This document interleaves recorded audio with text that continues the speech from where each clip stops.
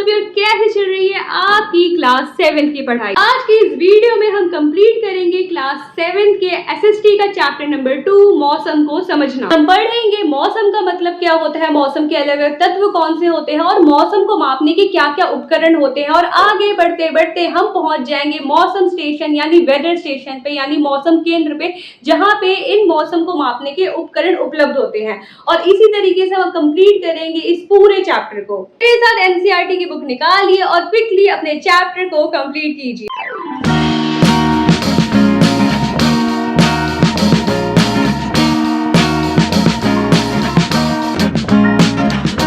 मौसम में परिवर्तन ही स्वयं और विश्व के नवीकरण के लिए पर्याप्त है। ये बहुत ही पावरफुल कोट है, बहुत ही पावरफुल मोटिवेशन ले लीजिए इससे। क्या कह रहा है ये कोट? ये कह रहा है कि जिस तरीके से मौसम में परिवर्तन होता है, आज अगर गर्मी है तो कल सर्दी होगा, आज अगर बरसात है तो कल ठंडी देखने को मिलेगा। तो जिस तरीके से मौसम कभी स्थिर नहीं रहता, उसी तरीके से मनुष्य की लाइफ भी कभी स्थिर नहीं रहती है। अगर आज दुख है तो कल सुख भी मिलेगा, अगर आज जीवन में संघर्ष है, मेहनत है, गरीबी है, तो आगे आपको सफलता जरूर मिलेगी। तो ये कोट यही बता रहा है कि परिवर्तन ही जीवन का नियम है। तो कोट के माध्यम से यही कह रहे हैं कि अगर जीवन में परिवर्तन ना हो मौसम की तरह, तो नवीनीकरण कभी आ नहीं सकता, एक नयापन जो है कभी आ ही नहीं सकता। तो ये तो बात रही हमारे इस कोट की। आगे बढ़ते हुए स्टार्ट करते हैं अपना चैप्टर मौसम को समझना, जिसमें पढ़ेंगे कि मौसम क्या होता है। तो सबसे पहला टॉपिक ही हमारा है मौसम क्या है। 1 मार्कर के लिए इंपॉर्टेंट है, इसको अपने बुक में टिक कर लीजिएगा या नोट्स बना लीजिएगा। तो किसी समय और स्थान विशेष पर पृथ्वी की वायुमंडलीय दशाओं को मौसम कहते हैं।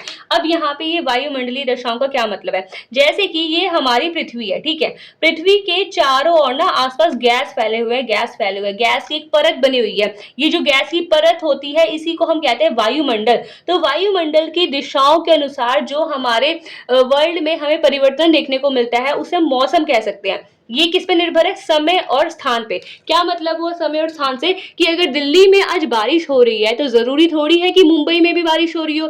अगर बिहार में अभी बारिश हो रही है तो जरूरी थोड़ी है कि केरल में अभी बारिश हो। तो यही कह रहे हैं कि समय और स्थान विशेष पर जो पृथ्वी की वायुमंडलीय दशाएं होती हैं उसे हम लोग मौसम कहते हैं।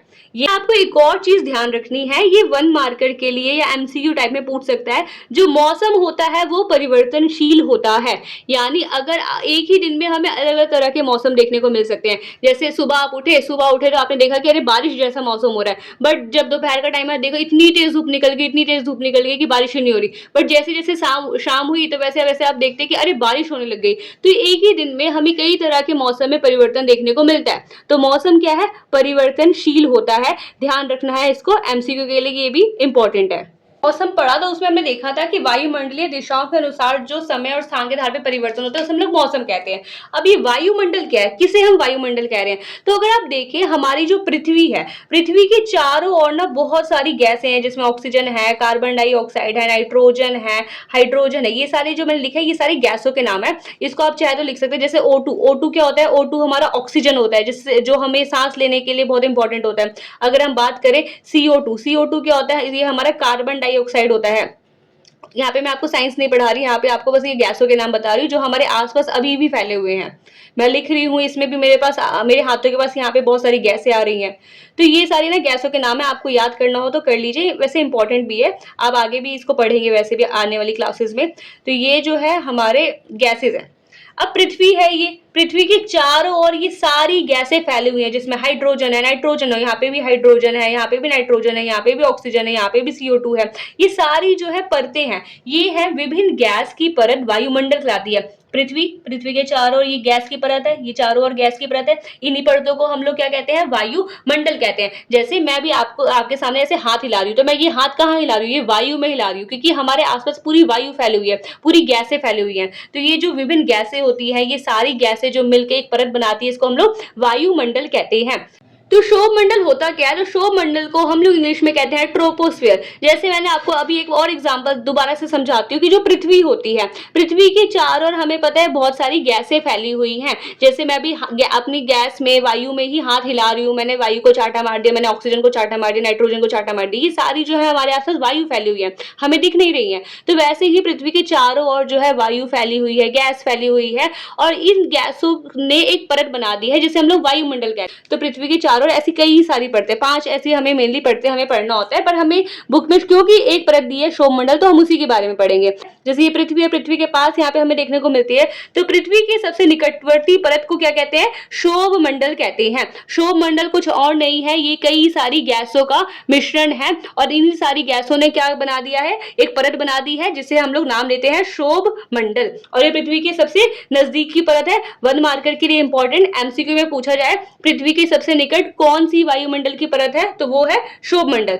अब ये जो शोभ मंडल वाला एरिया है, यहीं पे जो है पेड़ पौधे जो है हमें उगते हुए देखने को मिलते हैं। यहीं पे जो है इंसान रह रहा होता है, व्हाट्सएप चला रहा होता है, फोन चला रहा होता है, इंस्टाग्राम चला रहा होता है। तो वनस्पति और प्राणी का निवास स्थल भी क्या है? शोभ मंडल में है। अगर हम आसमान में देखें तो आसमान से अभी बारिश हो रही है, और या फिर धूप निकल रही है, या फिर अभी बर्फ गिर रही है। तो जो मौसम संबंधी घटनाएं होती हैं वो कहाँ होती है? शोभ मंडल में देखने को मिलती हैं। इंपॉर्टेंट है, ये पूरा टॉपिक ही इंपॉर्टेंट है, इसको टिक मार कर लीजिए, या तो लॉन्ग में क्वेश्चन आएगा या शॉर्ट में इससे क्वेश्चन आ सकता है।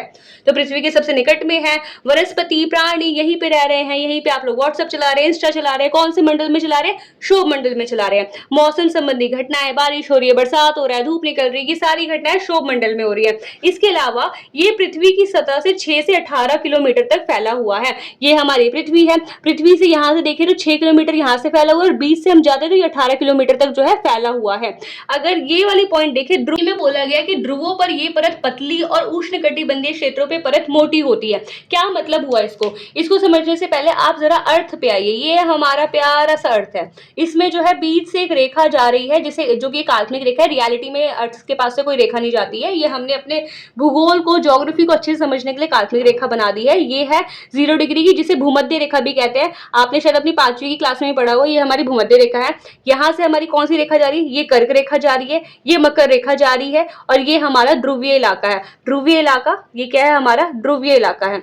ओके, यहाँ पे हमारे सन है, सूरज है। यहाँ से जब सूरज की रोशनी जाती है तो सीधा कहाँ पे पड़ रही है? यहाँ पे पड़ रही है। यहाँ पे सूरज की रोशनी सीधे जा रही है। जब यहाँ पे सूरज की रोशनी सीधे जा रही है तो ये एरिया मुझे बताइए, ये जो रीजन है यहाँ का, ये गर्म होगा या ठंडा होगा? तो आप बोलेंगे भाई ये गर्म होगा। गर्म होगा यानी उष्ण होगा, उष्ण होगा, तो इसलिए इसे कहते हैं इस रीजन को उष्ण कटिबंधीय। ये जो रीजन हमें देखने को मिल रहा है ये क्या है? उष्ण कटिबंधीय क्षेत्र है।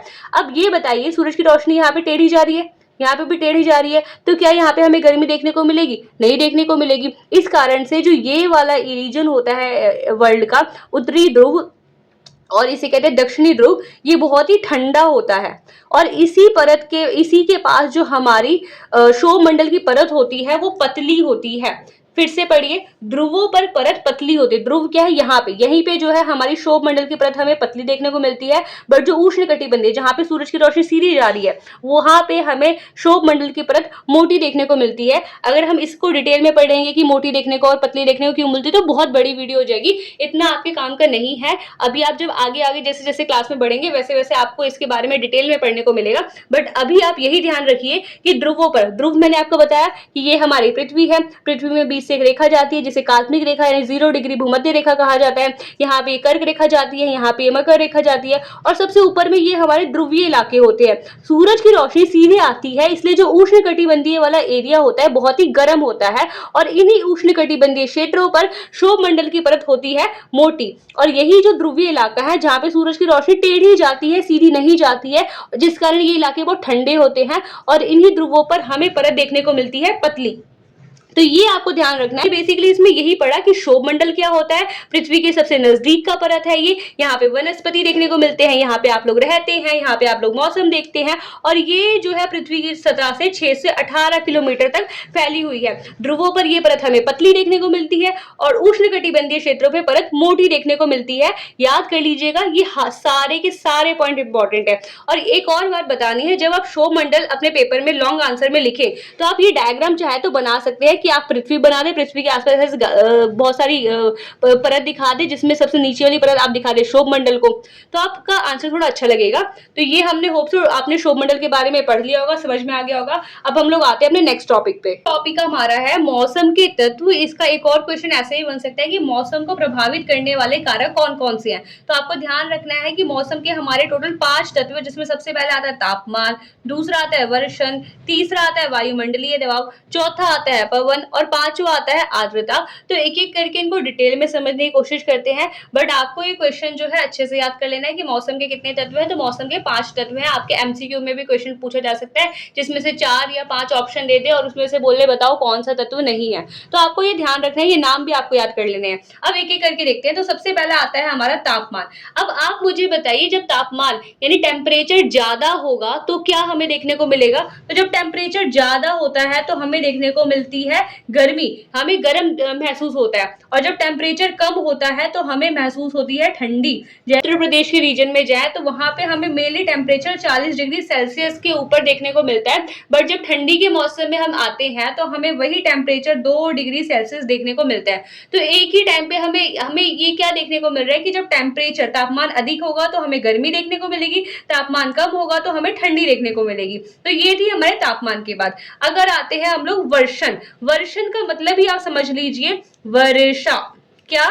वर्षा, जो बारिश होती है। अब जो वर्षण होता है, वर्षण क्या होता है, जल के जो विभिन्न विभिन्न रूप होते हैं, जैसे बारिश के रूप में हमें ऊपर से आसमान से पानी गिरते हुए दिख रहा है, या बर्फ बरस रहे हैं, कभी कभी बारिश के साथ बर्फ भी गिरने लगते हैं। तो वर्षण का मतलब ही है जल के विभिन्न रूप जो पृथ्वी पर हमें गिरते हुए देखने को मिलते हैं, जिसमें वर्षा आता है, ओले आते हैं, हिम यानी हिमालय के जो रीजन है वहां पे हमें बर्फ जमी हुई देखने को मिलती है। तो ये किसका एग्जाम्पल है? ये हमारे वर्षण का एग्जाम्पल है, प्रेसिपिटेशन का एग्जाम्पल है। उसके बाद जो हमारा थर्ड आता है वो आता है वायुमंडलीय दबाव। अब वायुमंडलीय दबाव का मतलब क्या होता है, मैंने आपको स्टार्टिंग से ही वीडियो में बता दी कि हमारे आसपास वायु फैली हुई है, और ये जो वायु है ये कई सारी गैसों का मिश्रण है, और ये सारी गैसें मिलकर क्या कर रही है, हम पे दबाव लगा रही है। जैसे ये मेरा मार्कर है, तो यहाँ से जो है वायु आके इस पे दबाव लगा रही है। मेरा हाथ है, मेरे हाथ पे जो है वायु दबाव लगा रही है। तो हमें यही ध्यान रखना है कि वायुमंडलीय दबाव का मतलब क्या होता है, वायु द्वारा लगाया गया दाब। अब यहाँ पे जो नीचे मैंने ये पॉइंट लिखा है ये थोड़ा इंपॉर्टेंट है, इसको समझने वाली बात है, इसको ध्यान से समझिए कि जो वायुमंडलीय दाब होता है, अब समुद्र के पास बहुत सारा पानी है, बहुत सारा पानी है। तो अब आपने ये भी पढ़ा होगा कि जब बहुत सारा पानी होता है तो वाष्पीकृत होता है, वाष्पीकृत होकर वो ऊपर की ओर बढ़ता है, ऊपर की ओर बढ़ता है और बादल की ओर जाता है। तो समुद्र पर वायुमंडलीय दबाव हमें ज्यादा देखने को मिलता है। क्यों? क्योंकि समुद्र के पास बहुत सारा पानी है, बहुत सारा पानी है, तो वहां की जो गैसेस होंगी, जो पानी के अंदर जो जलवाष्प होगा वो ऊपर की ओर आएगा, ऊपर की आएगा तो वो क्या लगाएगा, दबाव लगाएगा। इसलिए वायुमंडलीय दबाव हमें समुद्रों के पास ज्यादा दिखने को मिलता है क्योंकि समुद्र के पास गैसें ज्यादा है। समुद्र और जो पहाड़ है, पहाड़ी इलाका है, अब जब जैसे जैसे हम लोग ऊंचाई पर जाते हैं आप देखेंगे कि ऊंचाई पर जाने से जो है गैसों की मात्रा कम होती है। जैसे ये हमारा समुद्र वाला एरिया, ठीक है, और यहाँ पे हमारे पहाड़ है, ये हमारे पर्वत वाला एरिया है, और ये हमारा समुद्र वाला पानी वाला एरिया है। तो यहाँ पे जो दबाव होगा, यहाँ पे दबाव क्या होगा, यहाँ पे दबाव होगा ज्यादा, और ये जो पर्वत वाला इलाका है यहाँ पे दबाव क्या होगा, यहाँ पे दबाव होगा कम। तभी तो आप देखते हैं जब लोग पहाड़ों पर जाते हैं तो अपने साथ ऑक्सीजन सिलेंडर लेके जाते हैं, क्योंकि ऊपर पहाड़ों पे जाते जाते ना गैसों की कमी देखने को मिलती है, जिस कारण से उसे निम्न दबाव वाला क्षेत्र भी कहते हैं। और वहां पे लोग कई बार लोगों की सांस फूलने लग जाती है, कई बार लोग कमजोरी फील करने लगते हैं, क्योंकि ऊपर जाते ही ना ऑक्सीजन की मात्रा जो है कम होती जाती है। तो यहाँ पे मैं वही बता रही हूँ कि जो वायुमंडलीय दबाव है, वायुमंडलीय दबाव का मतलब ही जब बोला जाए तो आपके मन में ये आना चाहिए बहुत सारी गैसें, बहुत सारी गैसें। तो बहुत सारी गैसें कहाँ देखने को मिलेगी, समुद्र के पास देखने को मिलेगी, और बहुत कम गैसें कहाँ देखने को मिलेगी, हमें पहाड़ों पर देखने को मिलेगी। तो यही है वायुमंडलीय दबाव, जो है वायु द्वारा लगाया गया दाब होता है, और समुद्र पर हमें ये ज्यादा देखने को मिलता है और पहाड़ों पर हमें ये कम देखने को मिलता है। इंपॉर्टेंट है 1 मार्कर के लिए भी, लॉन्ग क्वेश्चन के लिए भी, कि समुद्र पर वायुमंडलीय दबाव की स्थिति क्या होती है। तो समुद्र पर वायुमंडलीय दबाव अधिक होता है और पहाड़ों पर कम होता है, ये ध्यान रखना है। उसके बाद जब हम आगे बढ़ते हैं, नेक्स्ट टॉपिक हमारा आता है पवन। अब पवन क्या होता है, अभी हमने देखा, यहाँ पे हमने पढ़ा दबाव के बारे में, उच्च दबाव और निम्न दबाव। निम्न दबाव और उच्च दबाव का मतलब क्या है, समुद्र के पास अगर देखें तो वहां पे गैसें बहुत सारी हैं। अब गैसें बहुत सारी हैं, अभी जब ये पानी वाष्पीकृत होगा समुद्र का तो ऊपर की ओर उठेगा, जब ऊपर की ओर उठेगा, ऊपर की ओर ये उठ रहा है तो दबाव लगा रहा है, इसे कहते हैं उच्च दबाव। और जो पहाड़ है, पहाड़ पे क्योंकि जो है गैसें बहुत कम है, गैसों की मात्रा कम है, तो वहां पे जो दबाव है वो कम लगता है। तो यहीं से हमारा कॉन्सेप्ट बनता है कि उच्च दबाव से निम्न दबाव की ओर जो वायु का प्रवाह होता है उसे हम पवन कहते हैं। उच्च दबाव कहाँ पे है? समुद्र के पास है। निम्न दबाव कहाँ पे है? पहाड़ों के पास है। समुद्र के पास जब उच्च दबाव है और पर्वतों पे क्या है? निम्न दबाव है, तो समुद्र से जब पहाड़ों की ओर वायु जाती है उसी को हम लोग पवन कहते हैं। यहाँ पे पवन वाला डेफिनेशन इंपॉर्टेंट है, क्योंकि कई बार एमसीक्यू में ऐसे दे देंगे कि निम्न दबाव से उच्च दबाव की ओर वायु की गति हमारी पवन कहलाती है। बिल्कुल भी नहीं, वायु की गति हमेशा उच्च दबाव से निम्न दबाव की ओर ही होगी। ये उच्च दबाव वाला समुद्र वाला एरिया, यहाँ से पवनों की गति जो है पहाड़ों के पास जाएगी। तभी आप अगर देखें ना, तो जो मुंबई वाला रीजन है वहां पे हमें सर्दी में भी गर्मी देखने को मिलती है, क्योंकि वहां पे जो समुद्र का एरिया है, ये हमारा इंडिया है। यहाँ पे हमारा जो है कई सारी नदियां हैं, यहाँ पे हमारी अरब सागर है, तो यहाँ पे हमारा मुंबई है। तो मुंबई वाले रीजन में सर्दी के टाइम में भी लोगों को गर्मी का एहसास होता है। ऐसा इसलिए क्योंकि यहाँ पे समुद्र है, तो यहाँ पे जो पानी वाष्पीकृत होता है, जो गर्म हवा होती है, जब सूरज की रोशनी इस पे पड़ती है तो यहाँ की हवा गर्म होती है और ऊपर की ओर उठती है। और ऊपर की उठती है तो कौन सी हवा उठती है? गर्म हवा उठती है, जिस कारण से ये रीजन थोड़ा है गर्मी हमें यहाँ पे भी देखने को मिलती है, सर्दी के टाइम पे भी। तो यहाँ पे आपको बस ये ध्यान रखना है कि पवन का मतलब होता है उच्च दबाव से निम्न दबाव की और जो वायु की गति होती है, वायु का प्रवाह होता है, उसको हम लोग पवन कहते हैं, उसको हम लोग हवा कहते हैं। ये इंपॉर्टेंट है, मैं आपको बार बार बोल रही हूँ कि हवा की गति कहां से होगी? उच्च दबाव से निम्न दबाव की ओर, उच्च दबाव से निम्न दबाव की ओर, इसे हम पवन कहेंगे। अच्छा, ये जो पवनों की गति है किस पे निर्भर करती है? गति पे निर्भर करती है और दिशा पे निर्भर करती है। ये भी इंपॉर्टेंट है कि पवन के महत्वपूर्ण कारक क्या है, तो दो कारक है, गति और दिशा। उसके बाद बात करें आर्द्रता की, तो आपने कई बार जब बारिश होती होगी, आप अपने दोस्तों के साथ स्कूल से आ रहे हैं और बारिश हो गई थी और अब धूप निकल गई है जब आपकी छुट्टी हुई स्कूल से, तो उस टाइम पे क्या है, आपको महसूस हो रहा होगा कि यार आज बहुत हुमस हो रही है, बहुत गर्मी लग रही है, बल्कि बारिश हुई उसके बाद भी हमें गर्मी लग रही है। ये होती है आर्द्रता। वायु में हमारे कई सारे जलवाष्प होते हैं, जलवाष्प की जो ये मात्रा होती है इसी को हम लोग आर्द्रता कहते हैं, इसी को हम लोग ह्यूमिडिटी कहते हैं, इसी को आम भाषा में हम लोग हुमस भी कहते हैं। अगर जैसे इसको एग्जाम्पल के थ्रू समझना चाहे, तो जब आपकी मम्मी रोटी बनाए तो आप जाइएगा तवे के पास, तवे पे जब तवा गर्म हो गया, बहुत गर्म हो गया, उस पर थोड़ा पानी की छींटे मारिएगा। पानी की छींटे मारेंगे तो वो जो गर्म सरफेस है तवे का, वहां से थोड़ा धुआं ऊपर की ओर निकलेगा। वो जो धुआं ऊपर की ओर निकल रहा है यही तो हमारा जलवाष्प है, वही तो हमारा जलवाष्प है। जलवाष्प का मतलब ही क्या होता है? जो पानी है, पानी जब भाप बन के ऊपर की ओर उठता है तो वो जलवाष्प बनाता है। तो हमारे वायु में जो जलवाष्प की मात्रा होती है यही क्या कहलाती है? आर्द्रता कहलाती है, यही हमारी ह्यूमिडिटी कहलाती है। जैसे जब बारिश होती है तो जब हमारे अर्थ, जो हमारी जमीन है, जो सतह है, वो बहुत गर्म होती है, और जब बारिश की बूंदी यहाँ पे आके टकराती है, नीचे की ओर गिरती है, तो यहीं से क्या है, जलवाष्प ऊपर की ओर उठना स्टार्ट कर देते हैं और वही जलवाष्प हमारे आसपास फैल जाते हैं, जिससे हमें थोड़ी हुमस सी फील होती है। तो यही है हमारा आर्द्रता। होप सो आपको समझ में आ गया होगा। एक बार दोबारा से क्विकली रिवाइज करते हैं। क्या हमने पढ़ा? मौसम के तत्व पढ़े, जिसमें हमने पढ़ा तापमान होता है, तापमान अधिक होगा तो गर्मी होगी, तापमान कम होगा तो ठंडी होगी। वर्षण पढ़ा, वर्षण का मतलब ही होता है वर्षा, जल के रूप, जिसमें वर्षा होती है, ओले होते हैं, हिम होते हैं।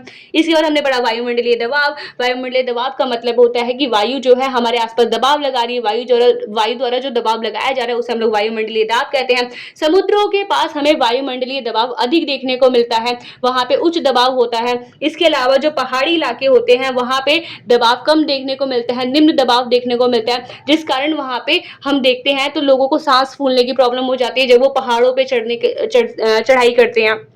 तो ये हमने देखा। उसके बाद हमने पढ़ा पवन क्या होता है, तो जब उच्च दबाव से निम्न दबाव की ओर पवन जा रही है, हवा बह रही है, तो उसे हम लोग पवन कहते हैं। यहाँ पे ये इंपॉर्टेंट है, उच्च दबाव से निम्न दबाव की ओर। उसके बाद ये किस पे निर्भर करती है? इसकी गति पे और दिशा पे। उसके बाद हमने पढ़ा आर्द्रता। आर्द्रता में हमने पढ़ा कि आप तवा लीजिए, तवे को बहुत गर्म कीजिए, उसमें पानी की छींटे मारिए, जो भाप ऊपर की ओर उठता है वही हमारा जलवाष्प होता है, वही हमारा आर्द्रता कहलाता है। हमारा मौसम का पूर्वानुमान पारंपरिक तरीके मतलब जो प्राचीन तरीके होते थे। जैसे अगर आपने अपने दादा दादी, नाना नानी से सुना होगा कि उनके टाइम पे जो है मौसम को देखकर या पशु पक्षियों के व्यवहार को देखकर ही वो पता कर लेते थे कि अभी बारिश आने वाली है, अभी धूप निकलने वाला है। तो मौसम के ना पहले कई बार प्राचीन प्राचीन काल में ये करा जाता था कि पूर्व अनुमान लगा लिया जाता था कि आज क्या बारिश होने वाली है, आज गर्मी होने वाली है, आज सर्दी होने वाली है। तो कैसे वो पारंपरिक तरीके थे, किन किन चीजों को देखकर अनुमान लगा लिया जाता था कि आज बरसात हो रही है, आज धूप निकलने वाली है। तो जैसे यहाँ पे आपके बुक में दिया गया है कि चींटियों द्वारा अंडों को ऊपर की ओर ले जाना। जैसे अगर आप बुक में अपनी पिक्चर में देखेंगे तो यहाँ पे आपको पिक्चर दी गई है, जैसे इसमें दिखा रहा है कि चींटियां क्या कर रही है, अपने अंडों को ऊपर की ओर ले जा रही है क्योंकि बारिश होने वाली है। तो बोल रही है कि भाई जल्दी जल्दी से अपने अंडे ले जाते हैं। तो ये दिखा रहा है। इसके अलावा जो मेंढक यहाँ पे देखेंगे तो मेंढक क्या करने लगा, टर टर टर टर करने लग जाता है जब बारिश की संभावना उसे देखने को मिलती है। इसके अलावा जो ये आप देख रहे हैं इसे हम लोग कहते हैं चीड़ के शंकु। ये एक पेड़ होता है, पेड़ पे जो है उगने को मिलता है, ये बहुत सदाबहार होता है, हमेशा ग्रीन ग्रीन हमें देखने को मिलता है।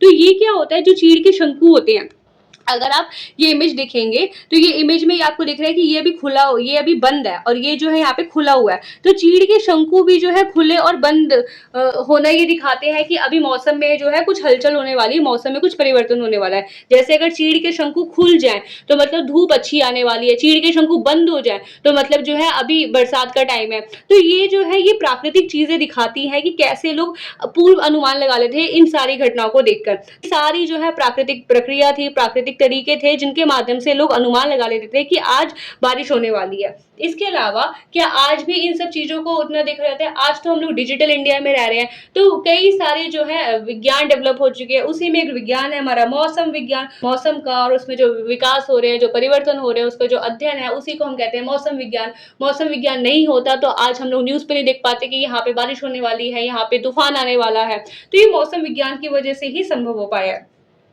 तो होप सो जो है आपको ये टॉपिक समझ में आ गया होगा। आज हम लोग मौसम का जो पूर्वानुमान है वो मौसम विज्ञान के द्वारा दिए गए डाटा या दिए गए कथन के आधार पर ही लगा पाते हैं। तो होप सो जो है आपको ये टॉपिक क्लियर हो गया होगा। अब हम लोग आते हैं अपने नेक्स्ट टॉपिक पे। टॉपिक है हमारा मौसम मापन के उपकरण, जिसमें हम देखेंगे कि मौसम को मापने की क्या क्या उपकरण है। जिससे पहले अभी हमने पढ़ा था कि तत्व होते हैं मौसम के, जिसमें सबसे पहला तत्व पढ़ा था तापमान। तो तापमान को कैसे मापेंगे? तो आजकल अगर हम देखें डिजिटल इंडिया में, डिजिटल इंडिया के एरा में हमें देखने को मिलता है डिजिटल तापमापी, जिसमें अगर हम टेम्परेचर यूज करेंगे तो वो अंकों के माध्यम से जो है हमें डिजिटली दिखा देगा कि अभी यहाँ का टेम्परेचर कितना हो रहा है। तो ये होता है डिजिटल तापमापी। ये तापमान को मापने के लिए जो है यूज किया जाता है। अगर आप लोग अपनी बुक खोलेंगे तो जैसे आप बुक में देखेंगे यहाँ पे समझिए दो आपको टिक करने हैं। पहले तो ताप सीमा और औसत दैनिक तापमान। अब ताप सीमा क्या होता है? जो तापमान होता है वो दो चीजें दिखाता है कि एक तो पूरे दिन में अधिकतम तापमान, मतलब मैक्सिमम तापमान कहाँ तक गया, 40 बढ़ा, 41 बढ़ा, 42 बढ़ा और 42 पे आके रुक गया। तो जो मैक्सिमम तापमान है वो कितना होगा, 42। और फिर हम देखेंगे एक तापमान मापेंगे उसी दिन में कि मिनिमम कहाँ तक गिरा। तो मिनिमम अगर हम देखें तो जैसे आज का तापमान मिनिमम रहा 30 डिग्री, तो यहाँ पे हम देख सकते हैं कि अधिकतम तापमान कितना जाता है एक ही दिन में, 42, और मिनिमम कितना जाता है, 30 जाता है। तो ये जो ताप सीमा होता है, अधिकतम तापमान और न्यूनतम तापमान के बीच का अंतर होता है, उनको अगर हम घटा दे तो हमारी ताप सीमा निकल जाएगी। जैसे यहाँ पे आप ये वाले देखिए, यहाँ पे जैसे इन्होंने डेटा दिया हुआ है कि यहाँ पे ये अधिक तापमान को दिखा रहा है और ये कम तापमान को दिखा रहा है। तो जब 28 फरवरी की जो डेट दी है, जैसे इसमें अधिकतम तापमान गया था 29 डिग्री और न्यूनतम तापमान गया था 16 डिग्री। तो जब हम इसमें से इसको घटा देते हैं तो हमारा निकल आता है उनके बीच का ताप सीमा। तो ताप सीमा अगर आप यहाँ से इसको माइनस करेंगे तो आप मुझे बताइए कितना ताप सीमा आएगा, 13 आएगा ताप सीमा। तो ये है हमारी ताप सीमा, जिसमें हम अधिकतम तापमान से न्यूनतम तापमान को घटा देते हैं तो उसे हम लोग कहते हैं ताप सीमा।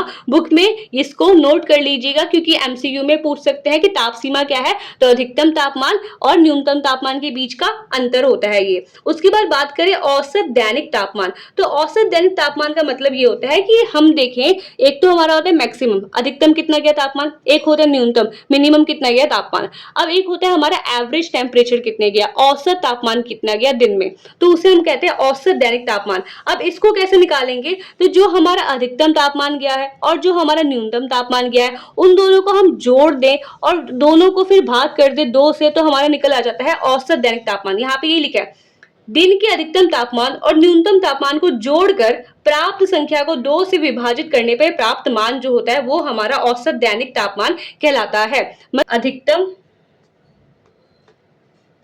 अधिकतम तापमान जमा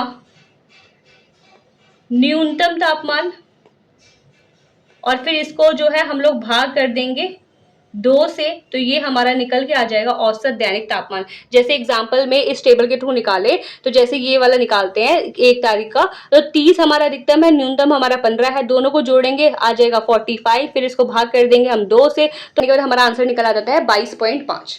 तो ये जो है ये होता है निकालने का तरीका औसत दैनिक तापमान का। ये इंपॉर्टेंट है क्योंकि जैसे मान लीजिए आपको केस बेस्ड क्वेश्चन दे दिया। केस बेस्ड क्वेश्चन क्या होता है कि इसमें आपको डाटा दे दे और डाटा दे के बोले कि इसकी ताप सीमा निकालिए, इसका औसत दैनिक तापमान निकालिए, तो आपको जो है उसके लिए ये इंपॉर्टेंट है, तो आपको इसको लर्न कर लेना है। ताप सीमा फिर से बताती हूँ, अधिकतम तापमान न्यूनतम तापमान के बीच का अंतर माइनस माइनस, तो उसे हम कहेंगे ताप सीमा। औसत दैनिक तापमान, अधिकतम तापमान न्यूनतम तापमान को जोड़ दीजिए और उसको भाग कर दीजिए 2 से, हमारा निकल आ जाएगा औसत दैनिक तापमान। तो इस तरीके से हमने पढ़ा कि तापमान को हमें मापेंगे डिजिटल तापमापी से, जिसमें डिजिटल अंक के द्वारा वो दिखाएगा, जिसमें ताप सीमा हम निकाल सकते हैं, औसत दैनिक तापमान निकाल सकते हैं। अगर बात करें वर्षन, वर्षन का मतलब मैंने आपको क्या बताया था, वर्षा, वर्षा।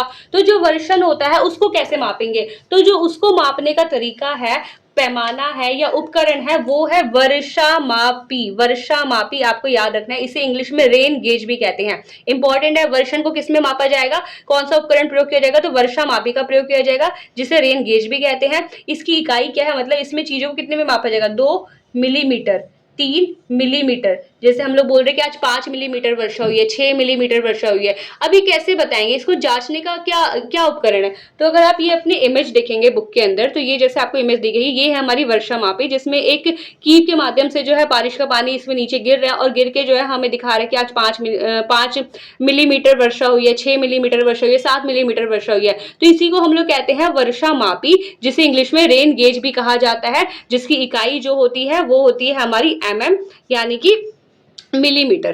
तो ये हमारा वर्षन का है, वर्षा को मापने का तरीका वर्षा मापी, जिसे रेन गेज कहते हैं, इकाई मिलीमीटर होती है। इसका कैसे इसमें करा जाता है, संग्रहण कीप में जो है संग्रहण किया जाता है वर्षा के पानी का। अगर बात करें हम लोग वायुमंडलीय दबाव की, तो वायुमंडलीय दबाव को मापने का जो पैमाना होता है उसे कहते हैं वायु दाब मापी। इसका ज्यादा वायु दाब मापी की जगह आता है बैरोमीटर, क्योंकि वायु दाब मापी तो नाम से पता चल रहा है वायुमंडल को मापेंगे, बट बैरोमीटर थोड़ा कॉम्प्लेक्स है। तो आपसे क्वेश्चन जैसे पूछे कि बैरोमीटर क्या है, तो वायुमंडलीय दबाव को मापने का जो उपकरण होता है उसे कहते हैं बैरोमीटर। अब इसकी क्या है, इसकी इकाई होती है मिली बार, MB क्या होती है, मिली बार। जैसे अगर 1000 मिली बार से कम हमें दबाव देखने को मिलता है तो उसे कहते हैं निम्न दबाव, 1000 से अधिक देखने को मिलता है तो उसे हम लोग कहते हैं अधिक दबाव। तो ये होता है हमारा वायुमंडलीय दबाव यानी कि बैरोमीटर।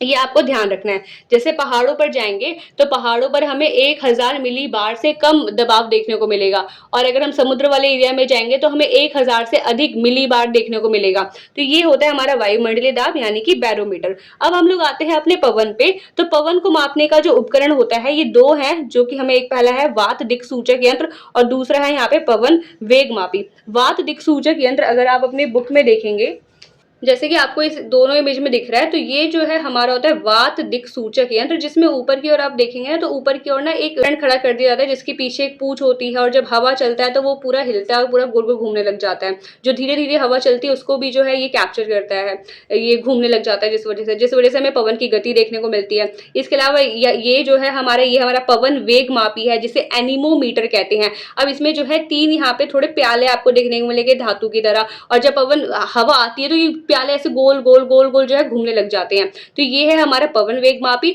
और ये होता है हमारा वात दिक्सूचक यंत्र। ये मेनली हमें कहाँ देखने को मिलेगा, तो जो एयरपोर्ट होते हैं, हवाई अड्डे होते हैं, वहां पे हमें देखने को मिलता है। क्योंकि जब देखेंगे बारिश के टाइम पे कई सारी जो फ्लाइट होती है, कई सारे एरोप्लेन जो होते हैं वो नहीं उड़ते हैं, क्योंकि उस टाइम उनको हवा का साथ नहीं मिल रहा होता है, सही हवा का प्रेशर नहीं मिल रहा होता है। तो इस वजह से जो वायु को मापने के लिए ये एयरपोर्ट पे भी हमें वात दिक्सूचक यंत्र देखने को मिलता है, जो कि पवन की गति को मापता है। तो होप्स आपको पवन वाला समझ में आ गया हो कि पवन को मापने के 2 तरीके हैं, एक है वात दिक्सूचक यंत्र और एक होता है हमारा पवन वेग मापी, जिसे एनीमोमीटर भी कहते हैं। अच्छा, अगर आप अपनी बुक निकालेंगे तो आपको ना यहाँ पे क्वेश्चन नोट कर लेना है, वात दिक्सूचक यंत्र के उपयोग इंपॉर्टेंट है। वात दिक्सूचक जो ये यंत्र होता है इसका उपयोग कहाँ किया जाता है, तो ये हमें हवाई अड्डों पे इसका प्रयोग करने को देखने को मिलता है। अच्छा, ये याद रखना है कि हवाई अड्डे जो होते हैं वहां पे इन्हें वात शंकु यानी विंग शॉक भी कहा जाता है। वायु यान जो एरोप्लेन होते हैं जब वो उड़ान भरते हैं, टेक ऑफ करते हैं या लैंड करते हैं, तो उस टाइम उन्हें पवन की दिशा पता होना चाहिए कि पवन अभी किस डायरेक्शन में बह रही है, तो उसके लिए जो है वात दिक्सूचक यंत्र का उपयोग किया जाता है। इसके अलावा राख और गैस के निस्तारण के लिए भी जो है इस यंत्र का प्रयोग किया जाता है। ये यंत्र एक बार दोबारा देखिए, ये जो पिक्चर आपको दी रही है, पिक्चर में ना ऊपर की ओर यहाँ पे एक सूचक होता है, एक पॉइंटर होता है और इसके एक साइड जो है पूंछ सी निकली होती है और जब हवा बहती है तो यही जो है गोल गोल गोल गोल घूमने लग जाता है। तो ये है हमारा वात दिक्सूचक यंत्र। कहाँ पे यूज होता है, हवाई अड्डों पे यूज होता है। एरोप्लेन को जब लैंड करना होता है, टेक ऑफ करना होता है, उड़ान भरनी होती है, तो उस टाइम उसे पवन की गति का पता होना जरूरी होता है। इस वजह से जो है ये हमें एयरपोर्ट पे देखने को मिलते हैं। इसके अलावा जो गैस होते हैं, राख होते हैं, उनके निस्तारण के लिए भी हम पवन दिक्सूचक वात दिक्सूचक यंत्र का प्रयोग करते हैं। ये आपको नेक्स्ट टॉपिक हमारा इसमें आता है आर्द्रता। आर्द्रता को कैसे मापेंगे, तो सबसे पहले एक बार दोबारा रिवाइज करते हैं आर्द्रता क्या होती है, कि आप अच्छे से कॉन्सेप्ट को क्लियर पाएं। आर्द्रता का मतलब ही होता है कि हमारे वायु में जलवाष्प की मात्रा कितनी है, हमारे आसपास जलवाष्प की मात्रा कितनी है, वही हमारी आर्द्रता को डिसाइड करता है कि आर्द्रता कितनी होगी। अब आप मुझे बताइए, जैसे आपको छोड़ दिया जाए रेगिस्तान वाले एरिया में, वहां पे आपको बोल दिया जाए एक दिन आपको बिताना है, तो आप देखेंगे दिन के समय इतनी गर्मी हो रही है, इतनी गर्मी हो रही है, तो वो जो है सूखा एरिया, शुष्क एरिया है, तो वहां पे जलवाष्प की मात्रा क्या होगी, कम होगी। जलवाष्प की मात्रा कम होगी तो आर्द्रता भी वहां पे क्या होगा, आर्द्रता भी कम होगा। तो इसको मापने का ही जो तरीका है उसे हम कहते हैं आर्द्रता मापी या हाइग्रोमीटर। इसको किस उपकरण से मापते हैं, आर्द्रता मापी से मापते हैं, जिसे हाइग्रोमीटर भी कहते हैं। आपको एक और बात बता रही हूँ कि जो भी हमने यहाँ पे पढ़ा था, तापमापी, रेन गेज, बैरोमीटर, इसमें क्वेश्चन जो है इसके इंग्लिश नाम से आ सकता है। हिंदी नाम से तो आप पकड़ लेंगे कि आर्द्रता मापी, अच्छा आर्द्रता को मापता है, पर हाइग्रोमीटर अगर बोले तो आपको थोड़ा डाउट होगा, हाइग्रोमीटर किसको मापता है, वायुमंडल को मापता है, पवन को मापता है या आर्द्रता को मापता है। तो आपको इसके इंग्लिश नेम को थोड़ा ज्यादा अच्छे से पढ़ लेना है। अगर हम आर्द्रता को समझे तो आपकी बुक में भी ना आर्द्रता से रिलेटेड कुछ इंपॉर्टेंट पॉइंट्स है, उसको टिक कर लेते हैं। सबसे पहला आपको यहाँ पे क्वेश्चन बनाना है कि सापेक्षिक आर्द्रता क्या होती है। तो जो वायु की आर्द्रता होती है, वायु में जो जलवाष्प की मात्रा है, वायु की जो आर्द्रता है, उसको कहते हैं सापेक्षिक आर्द्रता। ओके, यहाँ पे एक और लाइन आपको टिक करना है कि जो शुष्क मौसम होता है, यानी जो सूखा मौसम होता है, जो सूखा एरिया होता है, जैसे हमने रेगिस्तान में आपको छोड़ दिया था, तो जो सूखा एरिया होता है वहां पे आर्द्रता 20% से 40% के बीच में होता है, यानी कि कम होता है। आर्द्रता होता है बट कम होता है। आर्द्र मौसम में, आर्द्र मौसम का मतलब होता है गीला गीला मौसम, थोड़ा पानी वाला मौसम। तो जब आर्द्र मौसम होता है वहां पे जो आर्द्रता होती है, जो ह्यूमिडिटी होती है, वो 60 से 80% के बीच देखने को मिलती है, यानी कि वहां पे आर्द्रता जो है ज्यादा होती है। तो ये ध्यान रखना है कि शुष्क मौसम में जो आर्द्रता होती है वो कम होती है और आर्द्र मौसम में जो आर्द्रता है वो ज्यादा होती है। जो ये वाला क्वेश्चन दिया है कि यदि दिल्ली में आर्द्रता 52% है और कोची में 84% है, तो दोनों स्थानों में से कहां गीले कपड़े के जल्दी सूखने की संभावना है। मतलब क्या हुआ, आर्द्रता जब भी आपके दिमाग में आए आपको ध्यान रखना है जल वाष्प, और जल वाष्प में आ रहा है जल यानी पानी। तो जहां पे आप मुझे नॉर्मल से बताइए, जहां पे पानी ज्यादा होगा वहां पे आप कपड़े सुखाएंगे या जहां पे पानी कम होगा वहां पे आप कपड़े सुखाएंगे। तो आपका आंसर होगा जहां पे पानी कम होगा हम तो वहीं कपड़े सुखाएंगे। तो यहाँ पे भी वही बताइए मुझे कि आर्द्रता आपको कम कहाँ दिख रही है, दिल्ली में कम दिख रही है, तो कपड़े जल्दी कहाँ सूखेंगे, दिल्ली में सूखेंगे। तो ये पॉइंट आपको ध्यान रखना है कि जहां पे आर्द्रता कम होगी जलवाष्प कम होगा, जहां पे आर्द्रता अधिक होगी जलवाष्प अधिक होगा, यानी कि वहां पे कपड़े भी देरी से सूखेंगे जहां पे जलवाष्प अधिक है। तो हम कपड़े कहाँ सुखाने वाले हैं, दिल्ली में। जब आगे बढ़ते तो क्वेश्चन बोलता है कि यदि दोनों स्थानों पर तापमान सेम है तो कहाँ आपको अधिक पसीना आने की संभावना है। तो आप मुझे बताइए, जब आपके बॉडी से पसीना आता है यानी पानी निकल रहा है, जो पानी निकल रहा है बट हमारे एटमोस्फेयर में हमारा जो अभी बाहरी वातावरण है वहां पे पहले से ही जलवाष्प बहुत बड़ी भारी मात्रा में है। मतलब जलवाष्प का मतलब क्या है, वहां पे जल भारी मात्रा में है। तो क्या वो हमारे बॉडी के जो बॉडी से जो पानी निकल रहा है यानी जो पसीना निकल रहा है उसको अवशोषित करेगा। भाई टेम्परेचर तो पहले से ही गीला है, पहले से ही उसमें जलवाष्प है, तो क्या वो हमारे बॉडी के पसीने को अवशोषित कर पाएगा, बिल्कुल नहीं कर पाएगा। तो वैसे ही इसमें भी है कि जब हमारे एटमॉस्फेयर में, हमारे वातावरण में आर्द्रता अधिक है, यानी जलवाष्प की मात्रा अधिक है, तो हमारा पसीना भी तो नहीं सूखेगा। पसीना नहीं सूखेगा तो क्या होगा, हमें चिपचिपाहट सी, हुमस सी फील होगी और बहुत गर्मी सी लगेगी, मतलब अजीब सा नहीं होता चिड़चिड़ाहट वाला फील, वैसा फील होने लगेगा।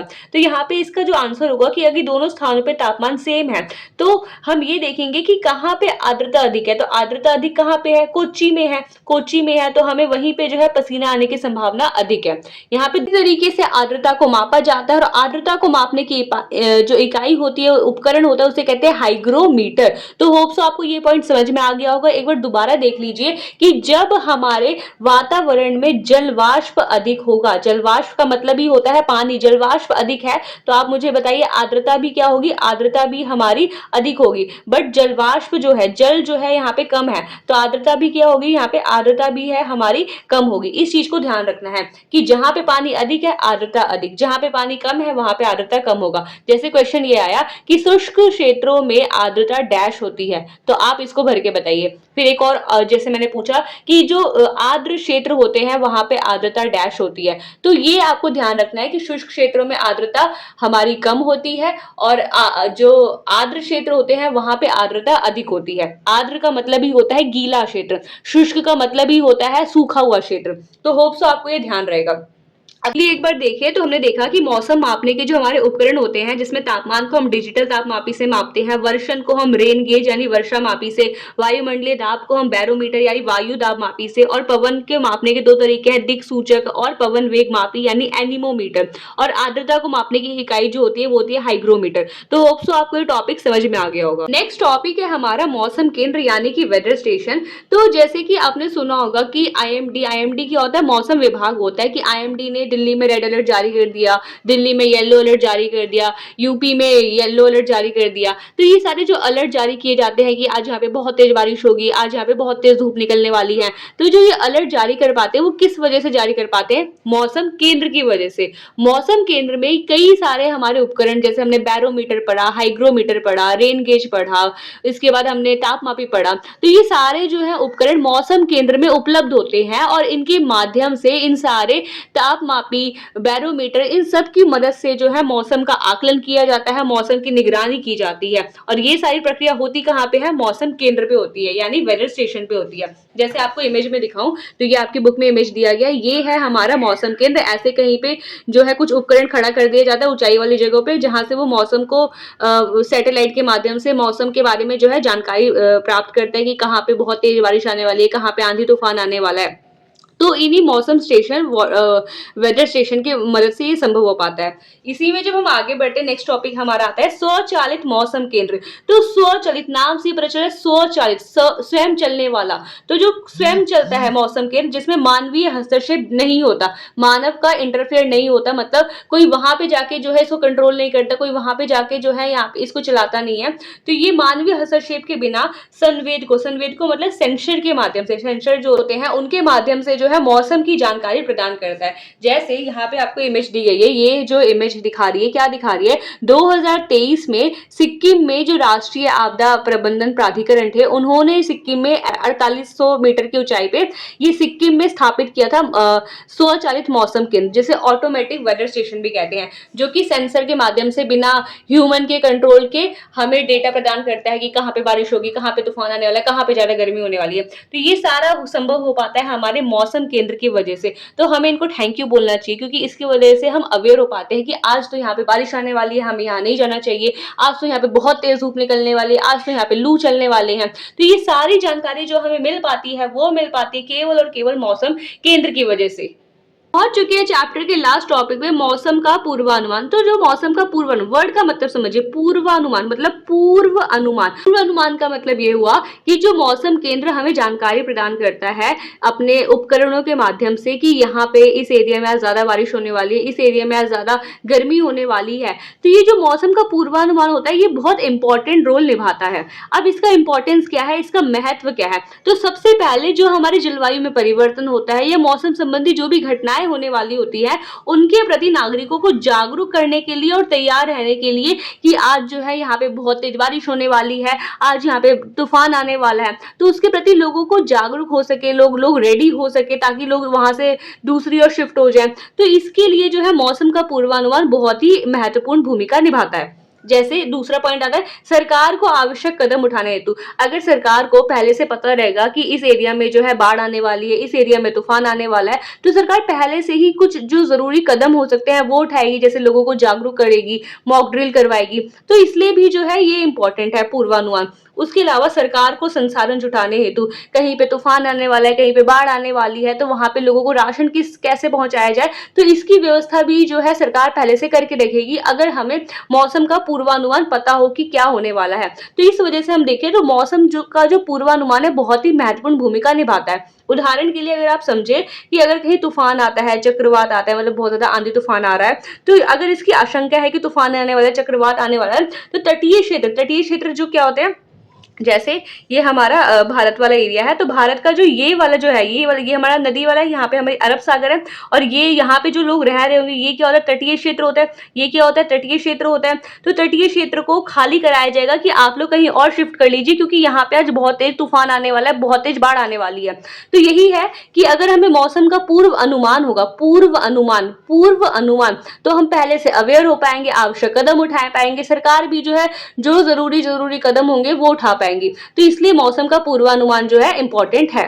यहाँ पे होता है हमारा चैप्टर कंप्लीट। ये 3 क्वेश्चन दिए, 3 क्वेश्चन के आंसर आप मुझे कमेंट सेक्शन में बताइए, और इन तीनों क्वेश्चन के आंसर आज की ही वीडियो में मैंने आपको पूरे अच्छी तरीके से एक्सप्लेन किया है, समझाया है। तो जल्दी से कमेंट करिए इन तीनों क्वेश्चंस के। कैसी लगी ये वीडियो कमेंट करके जरूर बताइएगा। चैप्टर समझ में आया नहीं ये भी बताइएगा। कोई डाउट हो तो कमेंट सेक्शन में कमेंट कीजिएगा। ये सोशल सूत्रा 2.0 के साथ, यही वो चैनल है जहाँ पे सोशल साइंस पढ़ाई नहीं फील कराई जाती है। तो सब्सक्राइब कर लीजिए सोशल सूत्रा 2.0 चैनल पे और हमारे साथ जुड़े रहिए। Thank you so much. जय हिंद। मतलब सोशल सूत्रा।